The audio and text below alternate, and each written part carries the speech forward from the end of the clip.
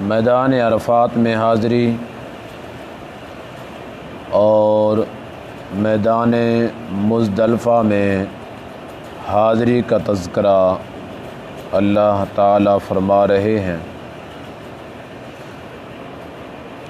مشرکین عرب بھی حج کیا کرتے تھے اور عمرہ بھی کیا کرتے تھے،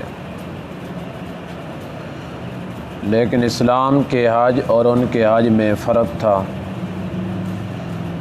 جن جن چیزوں میں فرق تھا اس کو اللہ نے ضروری طور پر بیان کیا ہے تاکہ یہ جو غلطیاں ہو رہی ہیں یہ ختم ہو جائیں۔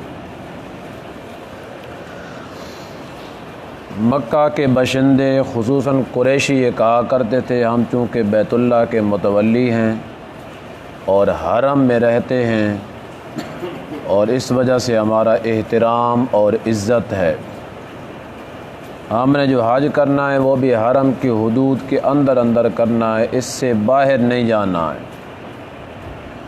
تو میدان عرفات جو ہے وہ حرم سے باہر ہے، تو وہ مزدلفہ تک جاتے تھے، اس سے آگے 6 میل کا جو فاصلہ تھا میدان عرفات کا اسے چھوڑ دیتے تھے اور باقی عوام آگے چلی جاتی تھی۔ یہ بڑے چودھری یہاں پر بیٹھ جاتے تھے اور وہاں سے عوام جب واپس آتی پھر اکٹھے ہو کر میدان مینا کی طرف آ جاتے۔ تو اللہ تعالیٰ نے فرمایا کہ یہ حج کے موقع میں فرق نہیں کرنا ہے، میدان عرفات تک سارے لوگ جاتے ہیں، تو مکہ کے قریشیوں کو چاہیے کہ یہ بھی میدان عرفات تک جائیں، تب ان کا حج ہوگا۔ اگر میدان عرفات تک نہیں جائیں گے کوئی حج نہیں ہوگا۔ اس کے بعد مزدلفہ میں آنا ہے اور مزدلفہ سے آگے پھر مینا کی طرف آنا ہے۔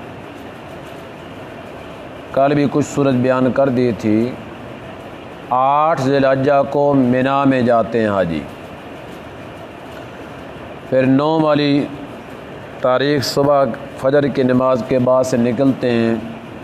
زیادہ سفر چونکہ پیدل ہوتا ہے، گاڑی ہوں بھی صحیح تو وہ پیدل کے برابر ہی چلتی ہیں،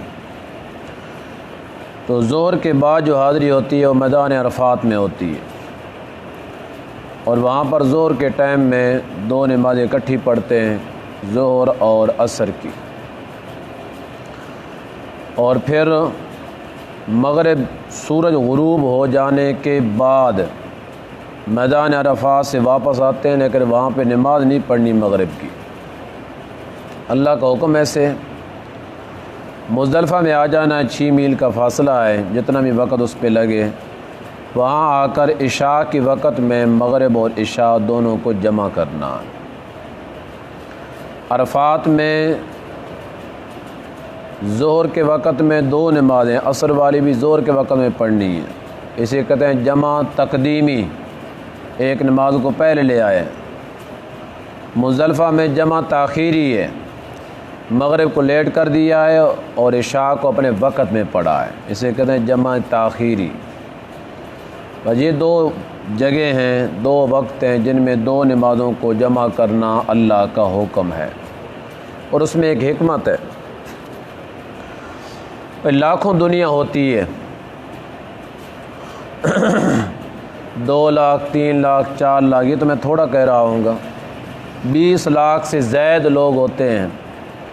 اب 20 لاکھ آدمی نے اگر ظہر کی نماز پڑھیں اور اس میدان میں اتنا پانی کا بھی نظام نہ ہو جتنا ہونا چاہیے گھروں میں ہوتا ہے یا بیت اللہ میں ہے، تو عصر کی نماز تک ان کا اگر وضو نہ رہے گا تو وہ کہاں جائیں گے؟ اللہ نے 2 نمازوں کو جمع کر دیا ہے کہ وضو کر کے 2 نمازیں اکٹھی کر لو تاکہ آپ کا ٹائم بچ جائے، ورنہ تو پھر ایک نماز پڑھنے کے بعد اگلی نماز کو اسی وقت وضو شروع ہو جاتے ہو، لاکھوں دنیا وضو کرتے کرتے پتہ نہیں عصر پڑھ سکتے کہ کام ہی ختم ہو جاتا۔ اس وجہ سے وہاں پہ مجبوری ہے، اس مجبوری کی وجہ سے اللہ نے رخصت دے دی ہے کہ آپ ایک وقت میں 2 نمازوں کو جمع کر دیں۔ مزدلفہ کا بھی یہی حال ہے، اگر مغرب کی نماز عرفات میں پڑھیں سورج غروب ہونے کے بعد تو پھر تو میں صبح جا پہنچیں گے آگے مزدلفہ میں، اتنی دنیا کا انتظام کرنا۔ اس وجہ سے اللہ نے رخصت دے دی ہے کہ مغرب فی الحال چھوڑ دو، مزدلفہ میں پہنچنے کھلا ٹائم ہوگا، مغرب کے بعد سے لے کر صبح تک پوری رات پڑی ہے، وضو کریں اور اکٹھے ہو جائیں، اور عشاء کے وقت میں جب آپ کو امام نماز پڑھائے تو آپ اکٹھی 2 نمازیں پڑھ لیں۔ لیکن یہ بات آپ کے ذہن کے اندر رہے کہ اکٹھی نمازیں آپ تب پڑھ سکتے ہیں جب امام کے ساتھ پڑھ رہے ہیں۔ بات سمجھ آ رہی ہے؟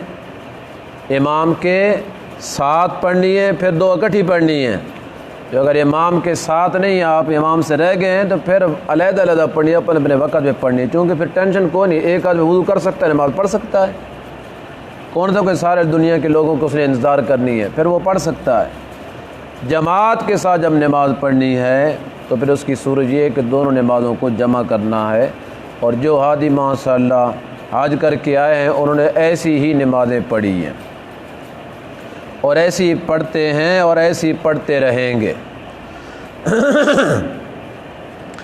یہاں پہ اللہ نے کہا ثم افیضوا من حیث افاض الناس، پھر واپس پلٹو مشرکین مکہ، قریش مکہ، من حیث، اس جگہ سے، افاض الناس، جہاں سے باقی عوام واپس آ رہی ہے، یعنی میدان عرفات سے، واستغفر اللہ، اور پہلے جو تم کرتوت کر کے آئے ہو، غلط کام کر کے آئے ہو، یا اب ٹھیک کیا لیکن اس میں آپ سمجھتے ہیں کچھ کمی رہ گئی ہے، اس کمی کے بارے میں اللہ سے معافی مانگو۔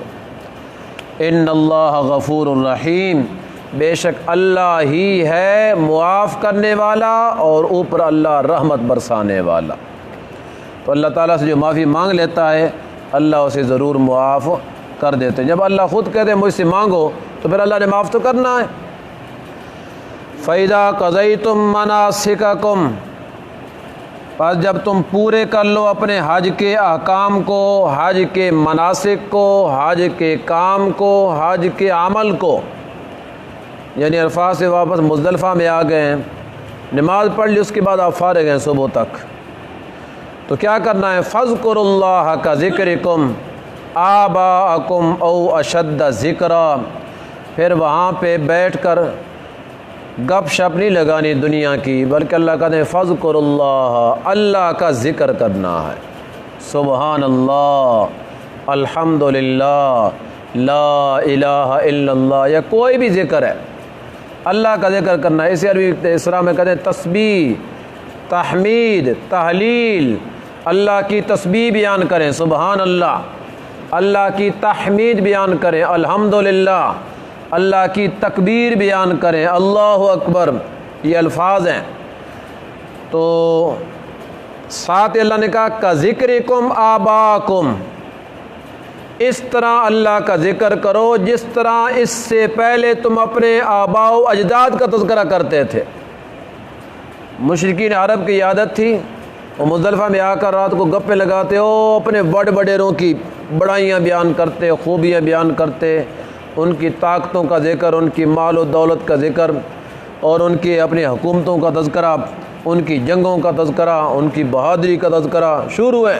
ہر ایک اپنے بڑے بڑیروں کی تعریف کے اوپر لگا ہوا ہے۔ اللہ تعالیٰ کہتے ہیں حج میرا کرنے آئے ہو، تعریفیں اپنے باپ دادا کی کر رہے ہو، میرا ذکر کرو، میرا تذکرہ کرو، اپنے بڑے بڑیروں کو چھوڑو، اپنے بڑوں کو چھوڑو۔ فَاذْكُرُوا اللَّهَ، اس طرح اللہ کا ذکر کرو جس طرح تم اپنے آباء و اجداد کا ذکر کیا کرتے تھے۔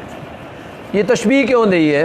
تشبیہ اس وجہ سے ہے کہ آپ ماشاءاللہ جو بڑے بڑے لوگ بیٹھے ہیں نا، رات کو جب لوگ اپنے بڑوں کی تذکروں پہ آتے ہیں ساری رات گزر جاتی ہے اور کس سے ختم نہیں ہوتے۔ اللہ کہتے ہیں اسی طرح ساری رات لگا دو، میرا تذکرہ ختم نہیں ہونے پائے۔ او اشد ذکرا، بلکہ اللہ کہتے ہیں اپنے آباء و اجداد کے تذکرے سے بھی زیادہ میں اللہ کا ذکر کرو۔ فَمِنَ النَّاسِ، ہاں تو 2 باتیں اللہ نے ذکر کر دی ہیں۔ کنایہ ہے کثرت سے، کنایہ کس سے ہے؟